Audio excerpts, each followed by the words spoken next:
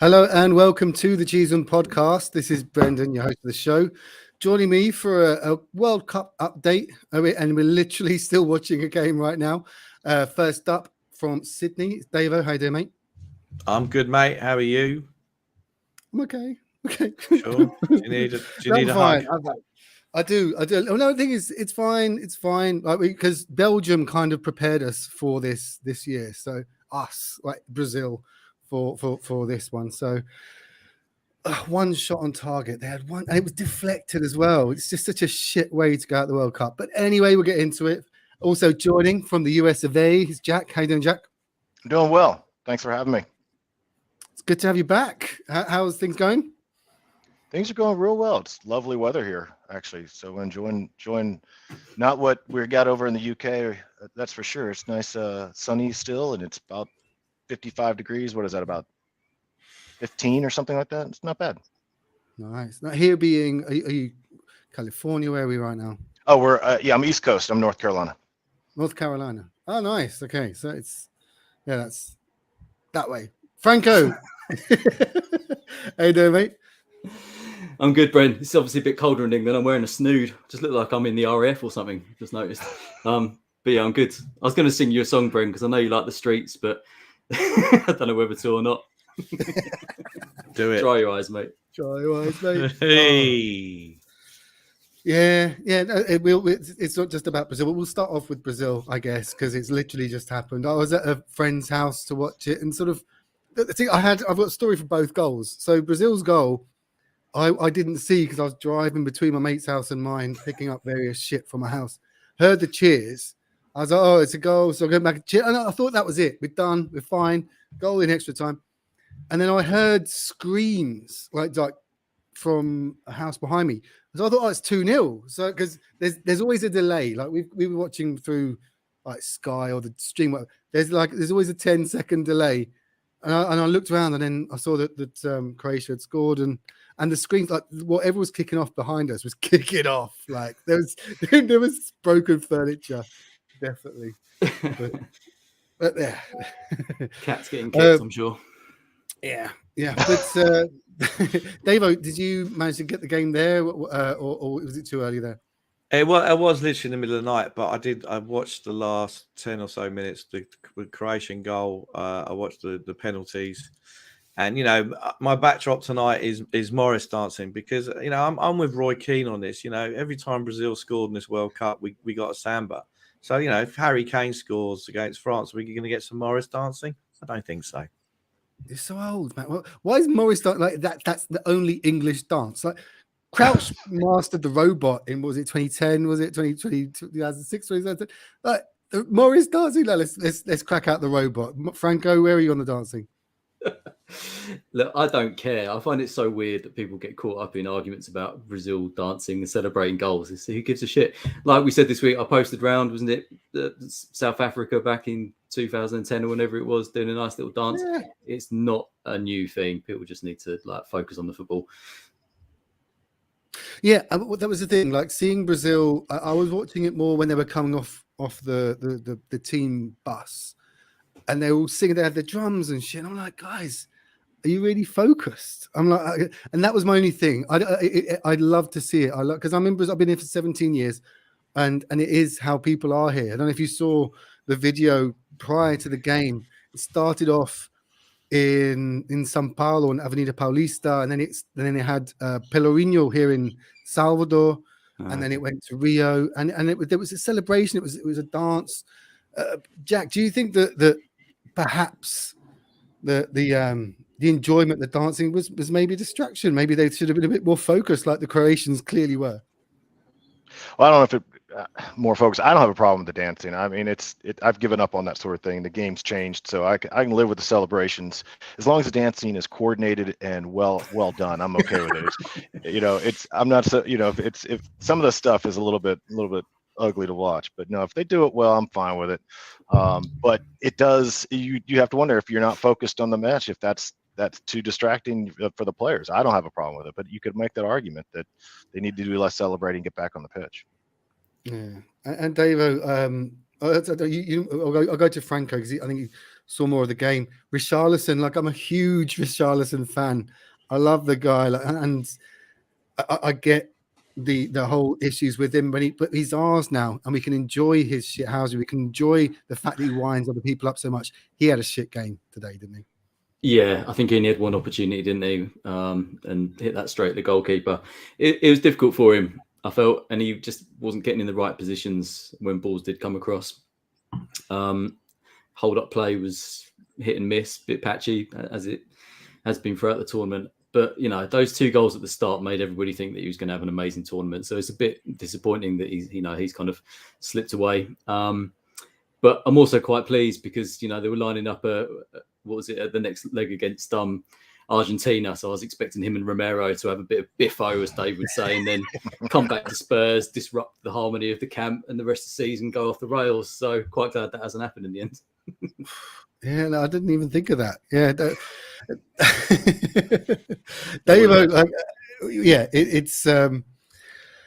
it's sad Brazil are out, but we're looking at Spurs players still in the quarterfinals, and obviously one's gone to the semi-final.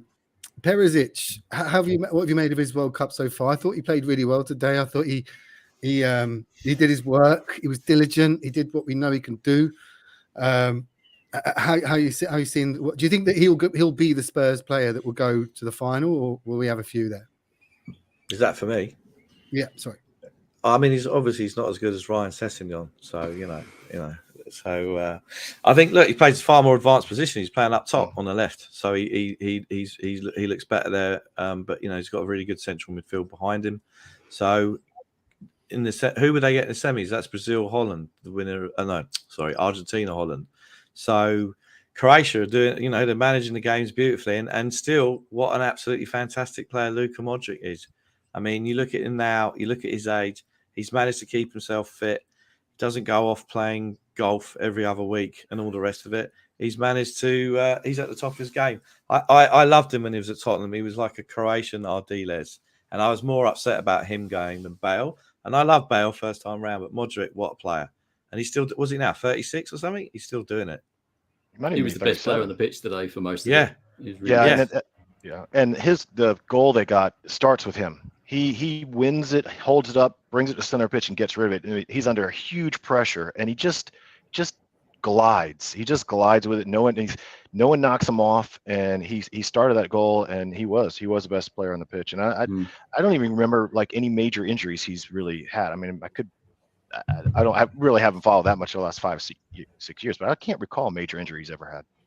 He broke his leg for us. I think it was against West Brom or Birmingham or something like that. He wasn't actually out that very long. No, but the way he's kept his career going. I think he's the first one to win the Ballon d'Or other than Messi or Ronaldo in years, which just shows what a great player he is. And he's still doing it. I mean, he took that penalty at the end. We got through extra time, took that penalty at the end. What a player. Yeah. 4 pens that were ridiculous. All 4 of them were just, I mean, you couldn't do anything about it. They are a professional team. They are definition of professional. Yeah. And that's what frustrated me with Brazil. It seemed like they weren't as focused, I sound like Roy Keane a bit now. Who is it? Wenger. You know what I mean? Like they were like Croatia. You could see it in their eyes. So well, I know I'm going to hit that penalty. We're looking at the Brazilian players, and Rodrigo, who took the first penalty. I was looking at him going, he's going to miss. Like he doesn't know. I don't know. Am I making any sense here, Franco? That you can see in a player's eyes that they're focused, they're determined, and they're going to hit that penalty. And all the Croatian penalties were decent. Brazil just, it wasn't great. Yeah, I mean, you say that. I'm not sure. I was having this argument with my brother when I was watching it about whether penalties that go down the middle are good penalties or not. Because for me, good pen is either top corners, bottom corners, or you've sent the goalkeeper the wrong way by some kind of, body position or something like that. Everything else, I think, is just a bit lucky. Because like the second one, Beckham, Alisson nearly got it with his foot. True. It was quite close. Right. The first one was a bit higher up, so it was a decent pen. Yeah, the first one was right down the middle, but that could have been saved. But you're right; you can kind of see it in a player's eyes whether he's feeding the nerves or not. And you definitely got the impression with Croatia that they were a lot more focused. So I just hope the England game doesn't go to pen. I like watching pens when we've got nothing riding on it, but Yeah. I hate it when it's Spurs or You England. don't. Yeah, it was, and it's good to see how defeatist Brazilians are as well. I was with a few friends, and they're like, when immediately Croatia scored, they're like, "That's it, it's over, it's over." Yeah. And it was a big divide between the men and the women. The men were all focused on the game. The women were talking outside, and the men were like, "Oh, it's over, it's over, it's over." So it's very, very Spursy. Brazil's penalties today. It didn't even look like they'd practiced them. It was very frustrating. It wasn't as I bad mean, as I think Spain, that- to be fair. Yeah, I mean, the problem that Brazil had, and I'm sure there's going to be a big internal debate there in the post-mortem, is why on earth they didn't pick Emerson Royale and Lucas Moura. I mean, come on. Dave, you stole my joke. This is going to come later. Oh, I'm sorry. You So just said Brazil sorry. would have got through if only they'd had him romping down the wing instead of whoever it was, Danilo. I do. But yeah. apologise. Danilo, and I've forgotten the other one. Alex Telles, one of the Alexes. Yeah, but no, I mean, their squad's decent enough. They don't need Emerson Royale to bring it down, do they? He's been capped, right? Yeah, I've just got this horrific image that he's been given a job of putting up the Christmas tree in the training ground cafe, and he's going to electrocute half the squad. I mean, he already injured Skip in training. It just comes across as such a klutz. And not very it's good that you bring it up. Let's digress from the World Cup to Spurs. We actually played a game today. We played Motherwell. Motherwell. In behind closed doors friendlies with the Spurs. What was it again? Spurs Live. What's the channel? Levy Television, it's called. Levy TV. Levy Yeah, TV. Levy TV. We're filming it and broadcasting the goals on Twitter. I saw the goals. We look good. I think it was it 4-0, 6-0? I paid no attention to this. It was 4. It was 4. Are we doing like a post-match tease room pod now? Are we going to look at the teams? How did Motherwell line up and all that kind of stuff? No, we're going to breeze through. We're going to breeze through. Two goals for the doc, though. Have you seen any of the goals, Davo? Before or should we just skip? It's not kind of been my priority this morning. I'd rather have watched the game, to be honest. Sorry about that. But we did have our first game. We've got another game coming up against Nice. We'll probably have a few more of the World Cup players back, but we did beat Motherwell. I'm fairly sure it's 4-0. It's 4-0. Yeah, it was 4-0. 4-0. 2 for the doc, 1 for Decky, and the other one was someone else. Did Spence still not get a start then? No, he started. He started. Did he? Yeah, Oh, he did. good. Yeah, Doc was on the left, I think. The old inverted. How's the Holland? Because we'll probably go to England now because We are in the 96, and Argentina's had it most of the time. So still 2-2. So they'll probably go to penalties as well. See, not too bad. The course. Let's go on to England. Davo, all 25 of the England squad trained today, and we have Raheem Sterling coming back. So look, it's going to be a breeze, isn't it? Yeah, I mean, this is this is always the quarterfinal it's going to be, with all things being as they are. So it's a tough game. It's a very tough game. Obviously awful what's happened to Sterling, but I did see a report today about what the real reason why Ben White went home is because he had a falling out with Steve Holland and he left. So Really? I saw that, yeah, and that wasn't on Twitter. It was I think it was in the Times or the Telegraph, a very well reputed publication. Well, is it because Steve Holland's got issues with fake tan, or he wouldn't let him spend his time studying himself by the pool? Like, what's the? I think Ben it's White because he insisted on being called Benjamin, and everyone wanted to call him Ben, so he just had a strop and went home. It's going to be a huge loss to the squad. I'm not sure how we're going to cope with that. Yeah, I figured he was going to shut Mbappe down. and that's the key question is, with the England squad, Jack. There's the debate: do we go 4 at the back? Do we go 3? Like the best way to deal with Mbappe, and that seems to be driving the narrative for this game is how do England line up at the back? Do we stick with the back 4 that worked so well against Senegal, or do we revert to the back 3, which gives us 2 players to kind of pinch Mbappe out of the game? What's your take on it? Do you think that Kyle Walker has enough in the back 3, or would he play in a back 4?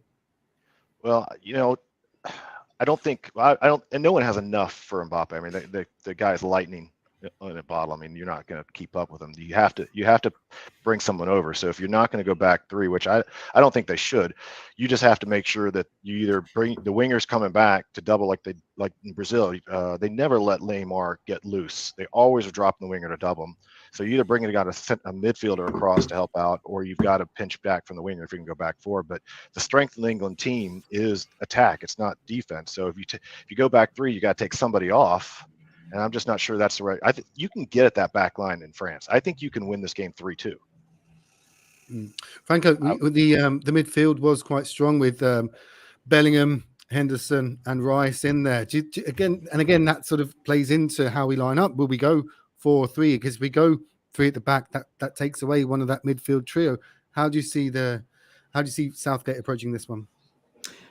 I get a feeling because to a certain extent, Rice kind of sat and Bellingham and Henderson kind of moved out to each side, didn't they? Sort of joined in the attacks a little bit. I think they'll just be a bit more disciplined in being asked to sit. And I think somebody will be told to stick on Mbappe as much as possible. I think the one thing we don't really want to do is just allow him space to run into him. And whilst I think Walker is probably as quick as him going at full pace, I mean, Walker's just still a bit stupid. So it's not like he doesn't have acceleration. He just doesn't think. So by then he'll be gone and he'll be chasing after him and fouling him, something like that. So I think we just need to kind of not allow him too much space to run into, try and double up as much as possible. But also I just think we're going to worry about him. And then Giroud's going to be the one that pops up with a header, out jumping Slabhead at the back and scoring a goal. So France aren't a one-trick pony. They've got plenty of ways that they can score. They've got decent players. Obviously, he's the main threat, but I'm going to say we shouldn't worry about him entirely, and he's probably going to score a hat-trick. But yeah, I think we shouldn't focus on him too much. Just try and be disciplined, and as much as possible, don't allow him to run at one man. David, how are you confident that our defence can stand up to the he's probably the best player in the world right now, Mbappe, just going by the goals that he scored recently. And do you think that the Maguire and Stones and probably be Walker if we go back three, and then you can add Shaw if we go back four? Do you think they've got enough to not just face him, but like Franco said, Giroud is properly underrated. He's now France's leading scorer of all time. He's overtaken Thierry Henry. It's not just Mbappe. They've got a lot to worry about, haven't they? Yeah, I mean, look, by playing, I'm not Henderson's biggest fan at all, but I actually think he's done well in this World Cup, and he's done really well because he's sat in front of the back four, and he's allowed Bellingham and Rice to push more forward, and I think that's worked really well. So you don't want to lose that, but you, as I said, you might need one of those three to kind of double mark Mbappe with Walker, who plays right back, right? Or the alternative is to play a back three with Walker on the right and put a lump on it, trips at right wing back, and then double up there in that way. But I think it loses a bit in the midfield, so I think that's what he'll go for. But he might also ask whoever's playing right on the front three to kind of come back and track back as well a lot more. So I think he needs to go 4-3-3. But kind of the doubling up on that side of things. But look, I think Griezmann's looked good. Giroud's looked good. You know, Slabhead, he's done all right this World Cup. I mean, he had a great game against the US. And, you know, do you know what? I can really see him ending up at Tottenham. I really can. I just have this feeling he's going to end up at Tottenham. And you moan about Levy, you have lacking ambition, Dave. Jesus. No. I have this feeling. Feeling that he's going to end up at Tottenham. Now, I did bang on about the fact that when he went from Hull to Leicester in the same summer that we got old Davinson Sanchez, I said at that time we should have got Maguire. And he looked good for 2 or 3. You know, he looked good at Leicester. Looked good first year, Man U. And he said we got 42 million quid for Davinson. I've missed talking about Davinson and Emerson. It's been like a Emerson and Davinson and an Enoch holidays for me. That's why I genuinely love in the World Cup. It's just a holiday. You've just been losing your temper at random things, haven't you? Because you haven't had this release. You haven't been able to moan about all of our useless players that you don't like.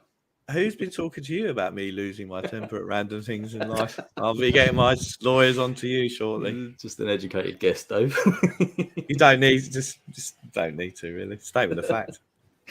Yeah. So look, it's going to be as I said. I'd go 4-3-3, definite. So yeah, you keep the 4 at the back. Jack, do you think that's the right move? And further forwards, Kane's starting to find form. I mean, he's obviously been that player that drops back and has been supplying the likes of Saka and Foden and Sterling earlier in the tournament. Do you think that goal against Senegal will give Kane that bit of oomph to say, look, it's not just about Mbappe, I'm world class as well? Yeah, well, I think maybe, ridiculous to say it, but I think it's obviously the key to this match for you guys, because he can pick apart any defense, and I think he's going to find space, because as good as that midfield is, and I've been really impressed with Rabiot. He's played much better than I would have thought. He's really been quite good when he wasn't obviously coming into this tournament, someone you were thinking about. But Griezmann's playing a little deeper. But I think they're going to be pushing forward, and I think there's going to be space for him to drop in and pick a pass. And if they'll finish, because I mean he'll give you the service. There's no question about it. If you'll make the run, he will find you. You just have to finish. So he doesn't have to score. He can have the goal involvements and be the provider that he's been for Sonny and other folks with Spurs. So I don't see any reason he has to necessarily score. But I think he's absolutely key, and him finding the space in the center of the pitch is going to be. I think it's going to be there for him. And defensively, I think you can go the back 4. You just defend in a 4-4-2. You play 4-3-3 going forward, and you defend more in a 4-4-2. So you can still have 2 lines of 4, and then have someone pinching on Mbappe to deny that space a little bit. I think that probably would be the right thing, which means Southgate will go back 5. Frank, how do you see it? Do you think that he'll be brave and go back 4 and keep that midfield 3, or he'll revert to type and go with back 3? No, I think he will, because in those 3 midfielders are quite versatile. They're all quite, they can defend as much as they can get forward as well. So I think as long as they're disciplined and someone's always making sure that, like I said, there's coverage and people are doubling up and stuff like that on the transition, and we make sure they can't run it, then that system can work. I guess I looked at the French. They lined up slightly different, wasn't it? Like a 4-2-3-1, but arguably Griezmann could drop back a bit, and they're very similar systems. And they've both got plenty of pace on the wings if we need it, depending on who we play. But all of our forwards are pretty pacey, pretty dynamic, and that's going to be the interesting thing. So I think we'll both try and play in similar ways, and it'll be really about who can get the opportunities and take them, and then who can limit the other side from doing the same thing. That's generally what football's about, isn't it? But it will be. I don't think that either side will be playing particularly deep and trying to just hold on to things and letting the other side play. I think it looks like it could be a really exciting game of football. So I'm quite looking forward. Really? I don't know. I beg to differ. I think we're talking 2 pragmatists in Southgate and Deschamps. And I think that if we start playing like we did against the Yanks, then I'll be very disappointed, because that's it. In that game we just showed nothing. But I just and we didn't play to our strengths whatsoever. It was just so tedious to watch. But I just think we've got to go for it. The thing is, I listened to Southgate. I listened to his interviews today, and he kind of had me thinking, yeah, he knows what to do, and we're not going to be completely boring and blah blah blah. And he was trying to say, the way we played in the last game is what we try and do every time. We're going to try and get in behind them and blah blah blah blah blah. So maybe I'm just feeding into what he said too much, and we're going to get on the pitch and it's not going to work. But you've got to have faith. It's got to be exciting. Otherwise, what's the point? Davo, I'm excited for this game. It's got that tingle of, for me, my first proper tournament was Euro 96, and since then it's never felt even in the semi-final against Croatia. This is a team like we've got nothing to lose here. We're expected to lose to the world champions. They're France. They've got Mbappe, but it's not that simple. We've seen in this World Cup, the best team doesn't always win. That sounds like a very defeatist approach to take, but what have we got to lose? Let's go for it, no?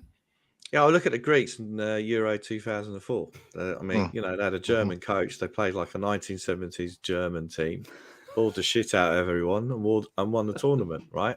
So, my first tournament really was 78, but because of the time zone difference in Argentina, I didn't really watch much of it. But 82 was the real one for me. You get home from school, tea time, watch the Brazilian team of Eder, Zico, and Socrates. Were a great team, loved it, and I watched a lot of football. Jerry Armstrong scoring against Spain, brilliant. But in this one, it's just it's what keeps us all excited. It's like, you know, I remember going to work after old Seaman got lobbed by Ronaldinho in 2002. We went to the pub across the road in Shaftesbury Avenue. Then we all had to go and do a day's work at 9 o'clock in the morning. Oasis, Stop Crying Your Heart Out. It was all like, it was tears everywhere. This is it. We win. We're in the semi-finals. It's exciting. I can hold my head up high, and a load of Australians can pipe down for a while. It's all good. Even the French are piping up. They're everywhere in Sydney. If we win it, it'll be great. But I don't know. I think this is Southgate's last tournament. I think the Kane thing, you know, everyone likes to have a real go at Kane. If Kane played for Liverpool, if Kane played for the Manchester clubs, the media would be fawning all over him, right? But he doesn't. He plays for Tottenham, and that's what it is. So I think he's done all right this tournament. He's been more Sheringham-esque, deeper, withdrawn, which I hate to say, everybody. Jose Mourinho kind of brought that out in this game. I know Jose did something good, but it's where it develops under him. So my view on the tactic as well, we love Hugo. We've loved him for the last 10 years. We need our pacey forwards to really press him down. Don't let him have time on the ball, because we know he's shit on the ball. So that's what we got to do. It's true, Jack, isn't it? Like Hugo, we do love Hugo. He's been with us over 10 years, I think now. And but you want to drop him for Fraser Forster, don't you, Brendan? I did know at the time. I'll stand by that. Fraser Forster's not a shit keeper. Like he's a standard Premier League keeper, but we could still do better. But back to Jack.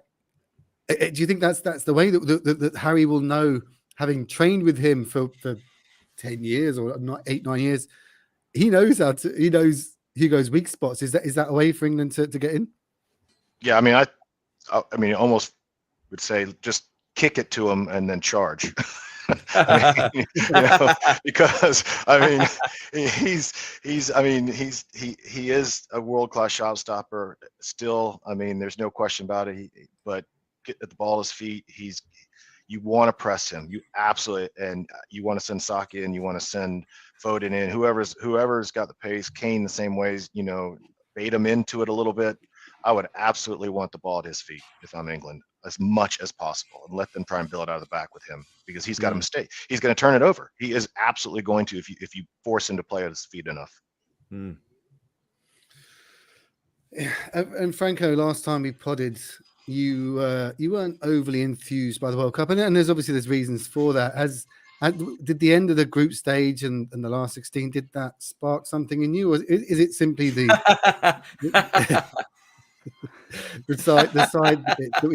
the bits with the human rights issues and the migrant workers, which again came up in the news after a death at the Saudi Arabia training camp? Is that why you're not enthused, or has it been the football?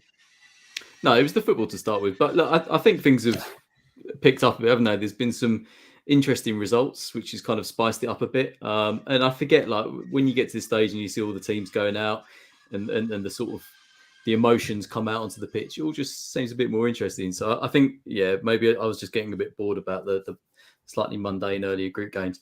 And yeah, there's been pens.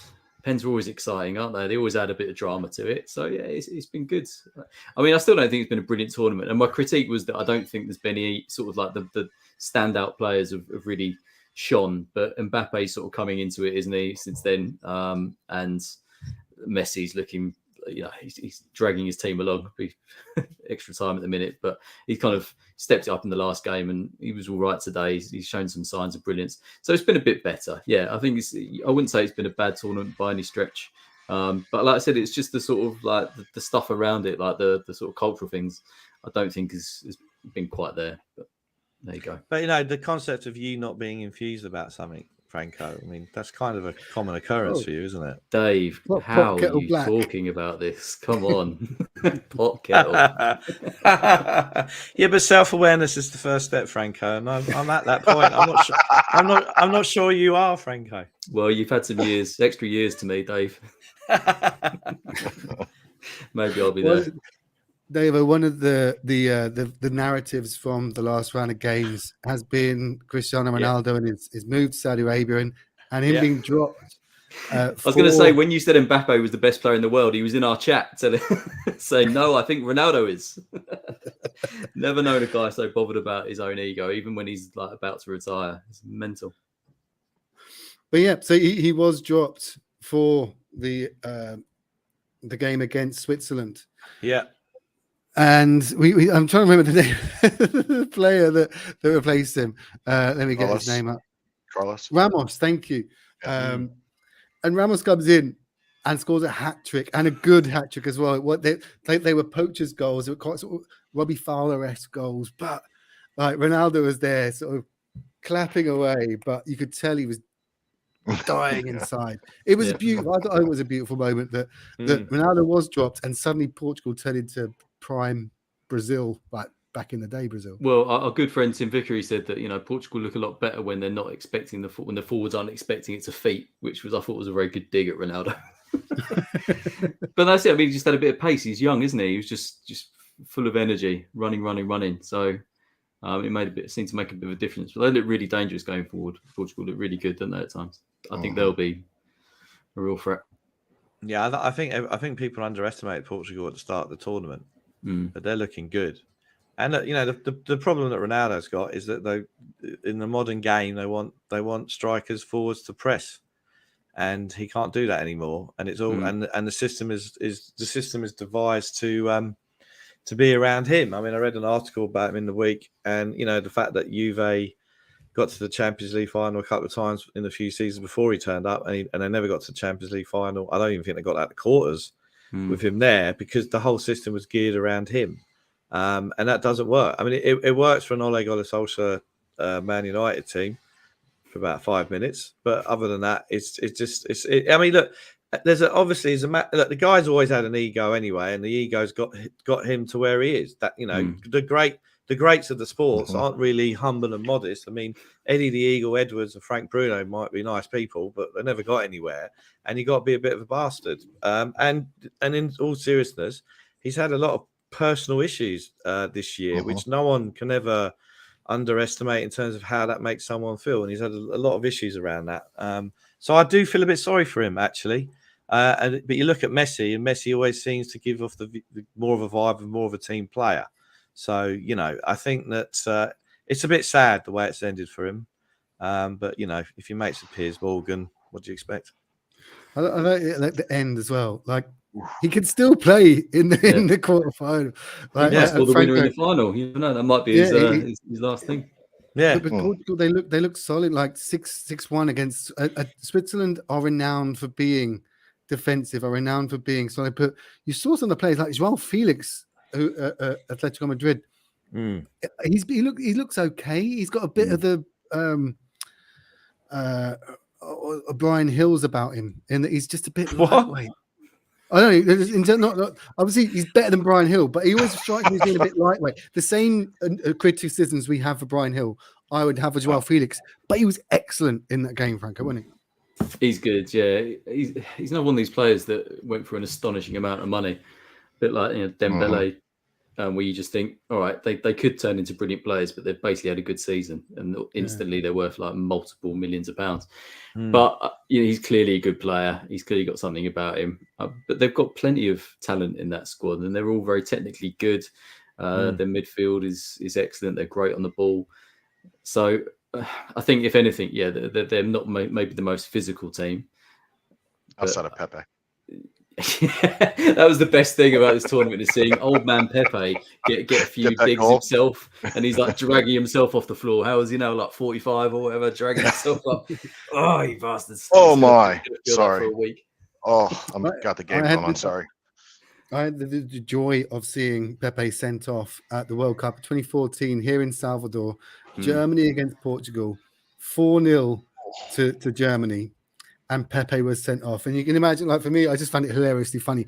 But a lot of the Portuguese supporters were Brazilians of Portuguese descent. So I was going to rub it in too much because I was kind of in home territory. But, it was beautiful to see Pepe, the king of shithouse. I'd say with the butler. He helped define shithouse. Not even that, though. He's just dirty.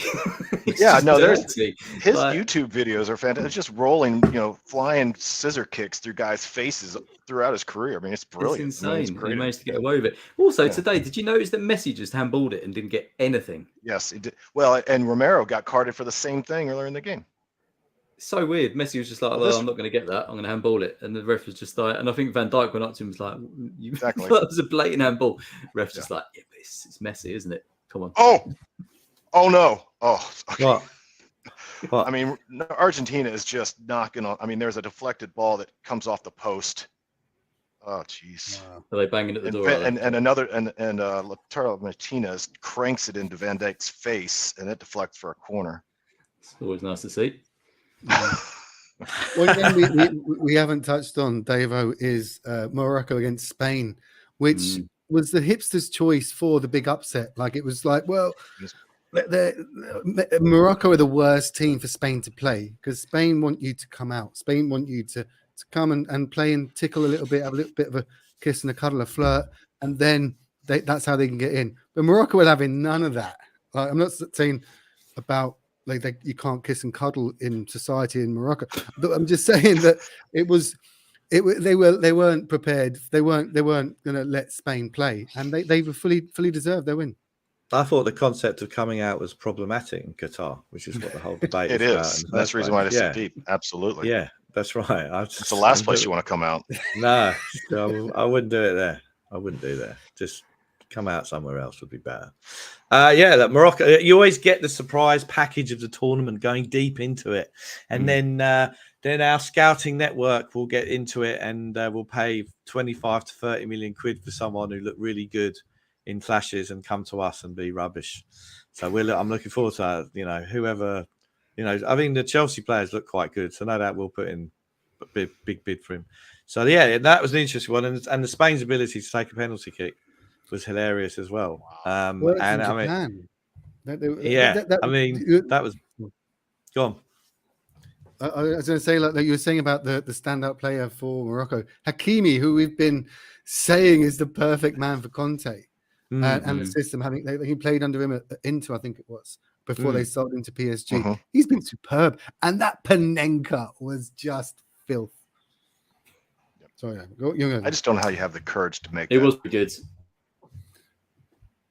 Yeah, my favourite bit of the penalties was when Busquets steps up and they're like, Busquets, I'm going to exaggerate here, but they're like, he's won everything, seen everything there is to see in the world, as if and then he just took the shittest penalty. It's just like, shut up, commentators, as if it matters. It's the Quickly Kevin. There's a podcast. I know we are the Cheese Room podcast, but there is a good podcast out there called Quickly Kevin Will He Score? And the name of their podcast is about a conversation between Kevin Keegan and is it Brian Moore, the old ITV guy? And when David Batty was about to take the penalty in 98, he's like, Kevin, you know more than anyone. Do you think he'll score? And he's like, yes. It's like, oh no! It's beautiful, and that's a great name for a podcast. Quickly, Kevin, will he score? And then Batty misses in 98. So, Jack, who are the pundits that you've had? Who have been the guests in the studio in terms of the coverage you've been watching over the States? Who have you had? On our broadcast? Yeah. You have Alexi Lalas. Yeah. And that's painful enough. I don't watch. I can't watch it. But they've also got Dempsey, Brandon Donovan. Yeah. There's a couple of women from the U.S. women's national team that are in. Yeah. But because Alexi's so painful, good Lord, sorry, I'm talking, so painful to watch. I just turn it off. I don't watch. I mute it. I go do something else. Do you not get Premier League B-listers like McManaman or Jason McAteer? No, I can do better than that. So in Australia, so Martin Tyler does the commentary. So the broadcaster here who shows it every time is SBS, which is kind of partly funded. So we've got Thomas Sorensen in the studio. We've got I didn't even know he lived in Australia. I don't even know what he's doing here. We got old Mark Bosnich. We've got Craig Foster. I think he did play in. He's a very serious guy these days. Not a lot of laughs for Craig. And then we have got some people who I have not got a fucking clue who they are. In fact, I dare to say I probably could do a better job than some of them. But we wouldn't. I think some of our watchers have probably got no idea who you were just talking about then, Dave. To be fair, Thomas Sorensen's got a lot to say. I mean, I'm hanging on every word. So we've got Bosnich, Sorensen. And we used to have the geezer who's not on so much anymore, Robbie Slater, who played for Blackburn. And because he played 8 times, he always goes, I've got a Premier League medal. And the geezer's got the biggest head in the world. And he's really, really annoying. So that, I think the Aussie hosts are worse than the US hosts. Now, but in Brazil, it's obviously a pantheon of Brazilian greats, I presume, lining up. Yeah, so we have I think it's Ronaldo and Roberto Carlos. They're there at the games, so they're not doing the TV stuff. Obviously, Tim Vickery is all over Sport TV, and thank God he is. He knows his stuff. Player wise, Cafu, I think. Yeah, no Dunga. Thankfully, Dunga's a bit dull. No Eric Demba or whatever his name was. He's not in. Eric Demba, he's not Brazilian, is he? Is he Cameroonian? Oh no, Kleberson. Sorry, I got confused with the 2 shit Man United purchases for the 2002 World Cup. And they don't bring Emerson or in on satellite feed for broadcast purposes. He's probably on the roof trying to fix his satellite feed, and he's injured his neighbour, the Klutz, trying to sort it out. Has he gone to penalties yet? I think we're at penalties. Are we going to do I'm behind if we're in penalties. Should we do Argentina? watch? Go on. Yeah, we just went to penalties. Argentina hit the post again right at the end towards the end of the game. Martinez has not had a great tournament, has he? No, he hasn't. Really hasn't done anything. No. So are we going to do like a watch-a-thon with a time delay across 4 different continents? 3 different continents. 4. This will be a shit podcast. So we got to publish this as a podcast. So we'll talk whilst the pens are going in. You want to know something interesting about Morocco? I want to come back to that. The Morocco. Go. If you look at it, they have not conceded a single goal in the World Cup. The only one they've given up is an own goal, including a penalty shootout. Yeah. Amazing. Not amazing. conceded a single goal. Morocco final. Morocco is very nice, by the way. I've been there. Been to Tangiers, Casablanca. Very nice. I recommend it. It's good. Yeah, my son's roommate just got back from there. He said it was brilliant. Key takeout from the show: go to Morocco. You'll have a lovely time. Go to Morocco, yeah. And the hash is brilliant. Let's hope my kids weren't listening or watching that bit. Thank you very much. I'm kidding. It's not. It's terrible. It's terrible. But no, I lived in Marbella for 5 months in my early 20s. Porto Banús, Brendan, were you hanging out at Porto Banús with David Bentley? Yeah, no. There's a Lineker's in Porto Banús. No, I went there like twice in the 5 months. But Algeciras port, you can get the ferry boat from Algeciras to Tangiers. It's like an hour, and you get like cheap cigarettes. And if you want to get hash, that's where you get hash. And there's great tea, like little mint teas as well. It's really good. Oh, I really hope my kids aren't watching this bit. This video's going to get banned by YouTube. Calder's going to be distraught. The Howard Marks of the cheese room has spoken. I just learned that there was a Spanish city in Morocco, Melilla. Yeah, there is. It's very popular. I had no idea. It's now on my list. Some guy paraglided in there the other day. That's the only reason I know. Yeah, happens. And Granada in Spain is also very Moroccan themed as well. The Alhambra. Get yourself there as well. Great place to visit. This is like a tour guide. So we go. Yeah. Have you been as well? I went there. It's a travel pod now. Yeah, I did New Year's Eve in Spain, 97, 98. And you got to have 12 grapes at midnight. That's the tradition. Yeah. Did you know that? Brazil as well. Yeah. You don't get this on We Are Tottenham TV, do you? You get a bit of culture here. No. I'm just reading the sort of write up of the Brazil loss. Good old Tim Vickery's doesn't understate it. This is like a death in the family. That's what it's going to feel like for the next few hours for Brazil fans. Croatia have sent the far bigger nation into mourning. Yeah, it was really sad. The thing is, like when it happened, we're really sad, and then like, well, let's turn on some music, play some really shit music, and then we just got drunk. I was making them micheladas, like the Mexican sort of cocktail beer thing. Mm-hmm. But yeah, no, it was sad. The thing is, I can't speak for the whole of Brazil. I was just at a friend's place. There was 12 of us. Not asking you to, Brent. We thought you did speak for the whole of Brazil, Brendan. That's why you're on. Oh, but the party before, and the thing is, Brazil needed to be unified. I said this on the pod already.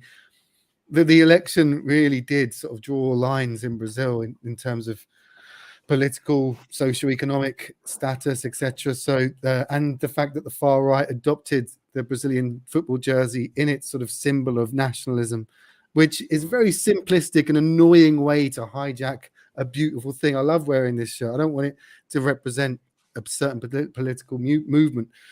So it's well, the I hope mean, was- on the subject of international relations, Jack, I can only apologise for apparently how England has treated Meghan Markle over the years, as per the new Netflix Harry and Meghan show. So I'm really Well, sorry. I've chosen I'd to like look. I've chosen not to hold that against y'all. I mean, I really. Yes, I mean, I didn't want to bring that up. I thought that would be rude of me to do it, but since you brought it up, I do think you do owe us apology, and I do accept it. Thank you. Well, I mean, All right. we've compounded it already with giving you James Corden, and then we had the James Corden match Yeah. to fight for who gets to keep him, and it's And we 0-0. drew, so I still think he has to go to Australia. I think no, he's not coming to Australia. It's bad enough. Antarctica. No, Let's go to Holland, Antarctica. Holland We missed can their skip first documentary. kick. have Did they? they? Yeah. Is Van Bergwijn Dijk on, missed the did first Bergwijn one. get on the pitch?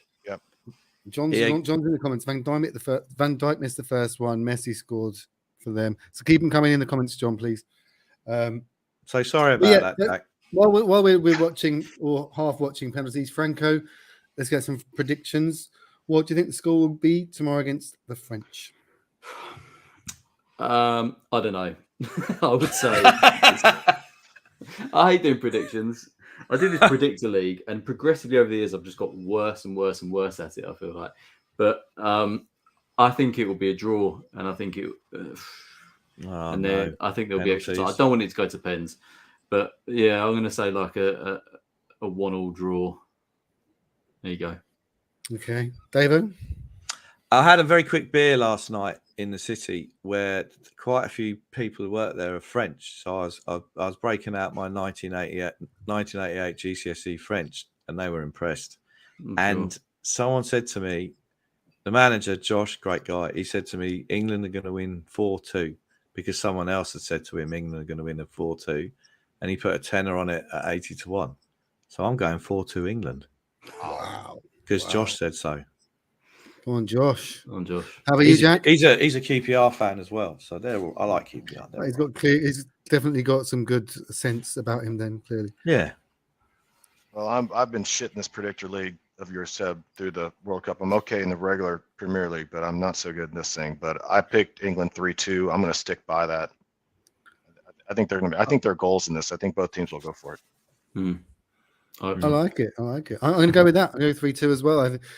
Why not? Why not? Like, we're expected to lose. This is England. We don't win these games. But Brent, yeah. I don't think we're that much of an underdog, are we? I think, like, if you look at the teams that are there or thereabouts now, well, these are all teams that have got good pedigree and good recent experience in tournaments.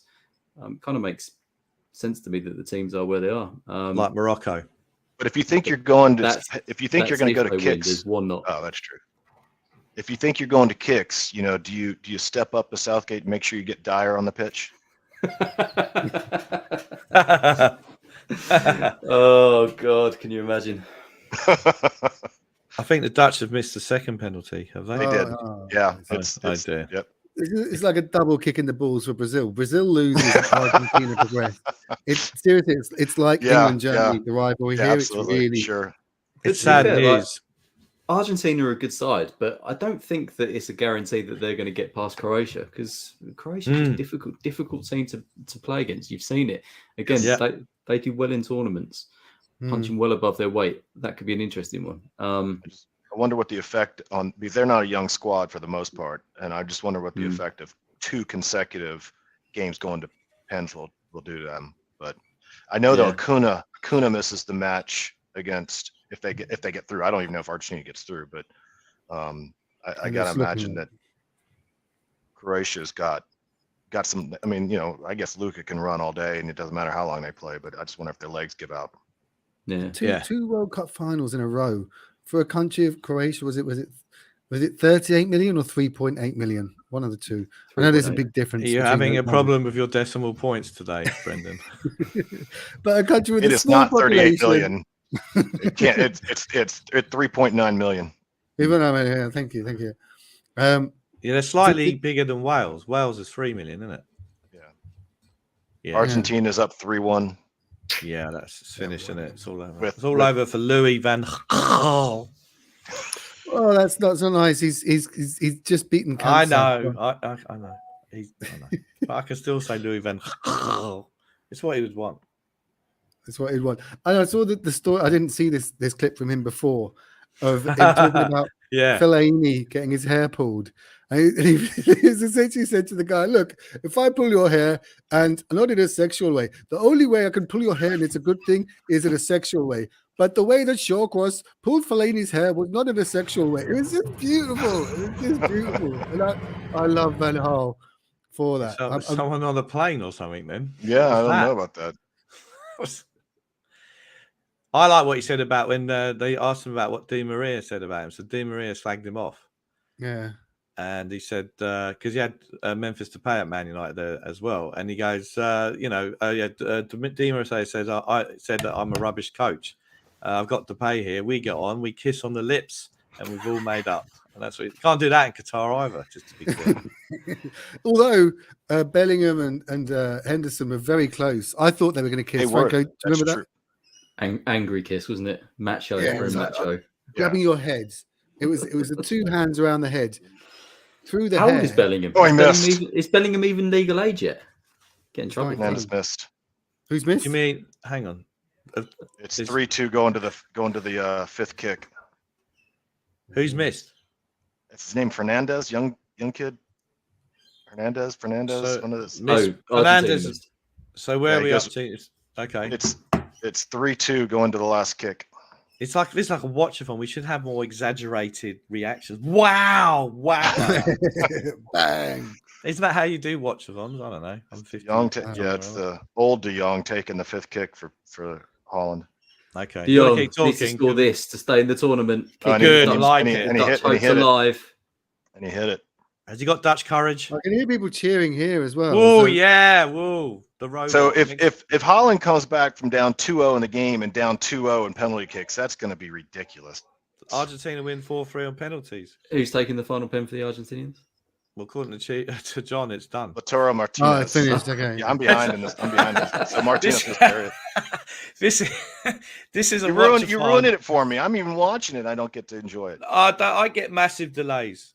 I get massive delays here. Yeah, I'm What on my happens when you phone. get I'm old, usually about, Dave? you know, my son and I have to spend about a minute syncing our streams up when we're watching together. yeah. So we're- So that's it. Argentina, Croatia semi-final. Yeah. The Great. Dutch go home. I mean, it's never easy when you get to this end of the tournament, is it? We just got to, I reckon we can beat any of them on our day. The thing is, I look at this England team and I do think, apart from the defence, that we are up there with the best teams in the world. I just, Mhm. again, it's just taking those chances. You're sounding more enthused now, Franco, than at the start. I'm sensing that tone of excitement in your voice now. Oh yeah, but that's because in qualifying we were so mind-numbingly boring at times, and I just try and forget about England entirely. That, and I think it's because I haven't seen any other football now for weeks. No Spurs to get excited about. So they've won me But over that's just it. by. I've enjoyed existing. I've enjoyed not having to worry about Spurs. Look, when I haven't Absolutely. been excited about No. Spurs in a long time. I've loved it. It's been great to watch enjoy football and- again. and still get into it. You still have the jeopardy. You still have these feelings, but you don't want to hide behind the sofa. You're not going to want to just kill yourself. Well, It's If been anything, I'm getting worried now. Sorry, Jack. I'm getting worried now. I was talking to my brother today, and like this narrative that we've been sort of pushing about when we get back from the World Cup, surely everything's got to click. Now my concern That's is bollocks. it's only about 2 weeks away, and we're probably not going to click, and then it's really awful again because I just remember how boring some of the football was that we played this season. Yeah, I mean, it's like Annie the musical. The sun will come out tomorrow. Everyone thinks it's all going to click into. I've never used Annie the musical as a metaphor before. I'd like to apologise, and You have. I need to reflect. But the reality is, everyone's going, "Oh, the second half of the season will be fine. They won't worry about the World Cup." Kane is run into the ground now, right? Bentancur's got that injury. Hopefully, he's back, and he's been our best player this season. The Danish flappy hands, I'd even admit he's had a good season, so he's gone back early. But if anyone thinks, I think Son's been well off it. Oh my God, we're talking about Tottenham as being negative. Yeah, So stop what I'm going this. to say, Let's go so back to I'm the going to stop. enjoyable football. Yeah. So I have loved the World Cup because the time zone here has been really good for it. Like we've had 6 a.m. games, fantastic. Group games, some of them were on at about 9, 10 o'clock at night. Great. So the time zone for this World Cup has been fantastic. Loved it. Enjoyed the Socceroos. Swore at Romero during the Socceroos Argentina game. Felt a bit dirty, but I felt good about it as well. I've really enjoyed it because I can run my own schedule for the most part, and I can schedule games and watch them here at home. And there was that glorious 4 minutes when both Spain and Germany were out when Costa Rica scored that game. I mean, those day 3 group stages where the table was moving around. I mean, that's just pure enjoyment. I mean, it's absolute pure enjoyment. I loved it, and it was it was compounded by the fact that my son and I joked around about he should place a £3 bet that paid $5.65 on both Costa Rica and Japan going through in that group, and for 4 minutes he was thrown up on his laptop because he didn't place the bet. But I mean, it's been fun. I mean, I enjoyed doing this stuff. I mean, and as a U.S. fan, you don't have any expectations of doing anything, so it's just pure enjoyment of watching the football. I love it. Yeah, and that's exactly it. The I was in Mexico 2 weeks just before the start of the World Cup, 2 or 3 weeks ago, and they were not enthused at all for this World Cup. And I was just, and it's a football crazy country. Football is the main sport there. Yeah, I mean, it's close. It's got the border with America, obviously, and there are some influences, but football dominates in Mexico. And talking to them afterwards during the tournament as well, I was watching where they almost made it in that final game. It got down to yellow cards and stuff, and they still weren't watching. I was like, guys, come on, like this is drama. And they're like, no, we knew. And if you look at US and Canada, of the 3 hosts of the next one, they look so much more prepared because Mexico, they're going to have to bring in new younger players. Ochoa is not going to play in goal. I don't know if Jimenez will be old enough to continue. So they're going to have to revamp their squad, and the players will be new or won't have had tournament experience that the Canadians and the US young players have this turn. So I think you guys are a lot more prepared for the next World Cup, Jack. Yeah, 26 is everyone's got a lot of hopes on that. We're a little disappointed that we may be negotiating a new contract for the coach, but other than that, at least the core of the players are going to be in their prime, and I think it's legitimately possible to see the U.S. They could get to a semi if the draw lines up well. I mean, I think they're going to be good. And playing at home always helps, and every host always does really, really well, right? So I think they've got I think they've got a decent shot of doing something special. I hope they do. It'd be fun because I'm going to be going to the games, so it's going to be a lot of fun. Yeah. I mean, Mexico have never really followed up on the Mexican wave, have they? In '86. I mean, what have they done since then? I mean, we had the Vuvuzela in South Africa. The pressure's on. They're part hosting. We had the Mexican wave last time. What are they going to do? I think the donkey stuff full of sweets, the piñata. That doesn't work. They're going to have the best footy scran that ever existed is going to be served up at this World Cup. Seriously, Mexican food in Guadalajara and Monterrey in Mexico, in Ciudad de Mexico, like Mexico City, the food is next level. So that's what Mexico will serve up, and let's see if they actually win something. And probably quite a large amount of cocaine as well. You know, back to Dave's kids again. We have to put a parental advisory on this broadcast. We're just saying words. They don't mean anything. They're just words. Hopefully they're watching KSI. It's not often I say that. Can't shield them from the world, Dave. They might. How old's the oldest? 15. Well, we might be going to that. Well, I'm not going into parenting. You might be going to that World Cup, Dave. You might be going. What are you going to do? I'll go with him. There you go. Oh, dear. Let's move on, shall we? Anyone doing anything nice for Christmas? We've been going for an hour, and I've got to go back to my friend's party. And Sandro just sent me a message, so I want to see what he said. Oh, well done. Got it in. Yeah. It's been at least 3 days since we last heard from Sandro. God, how is Sandro? Is he okay? He's okay. Yeah, he's doing his badges. He's in Istanbul. Peter. Scouts. Scouts and Scouts badge. His FIFA badges, and he's doing them in his hometown as well, which is a good thing. Like he doesn't have to go into Lisbon to do his badges. So yeah, he's doing And well. what's he bringing over on Christmas Day? Is he doing the third course? How's it going to work? He'll be doing the pig's head. He'll be Doing the pig's head. What, like Dave Cameron? I didn't know that Sandro went to Eton or Harrow, whatever the one it was, or Oxford. Where Bullingdon Club. Oh, I don't fucking remember. Right. But hey, Right. we're leaving. But Steve Divers just turned up. So, anyone want to say anything to Steve? Or not really? Oh, Dave, Where's- yeah, he's where's- in Australia, isn't he? No, he's not there. He's coming. He's going to be here in June. So he's going to have Oh, a is he night out in there? Melbourne. He's having a night with Melbourne with JP. So that should finish about 8:05 p.m. And then he's having dinner with me and the boys. And every day he keeps asking me if I've booked a restaurant like for 2 months ahead. I've got more other things to think about at the moment. Know what I'm saying? I thought I'll he meet only up really with cares. him. As long as they serve lobster, he'll be fine. Yeah. Yeah, lobster and some pretentious degustation menu is what he's after. I'm not into degustation. Can I ask one last question, Brendan? I know you want to go.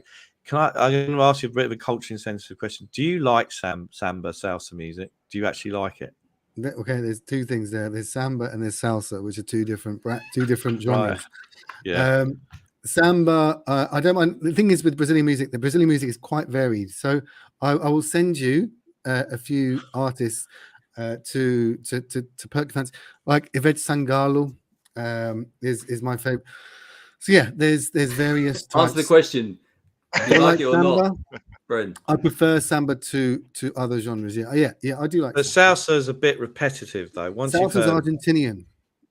Oh, I do apologise for my So, cultural... wow, you cultural Well, Disgrace football. yourself. Oh, no. Dave. You've disgraced Jeez. yourself. You're I'm in the so sin bin. sorry. My apologies to the whole of South America and North America for Megan as well.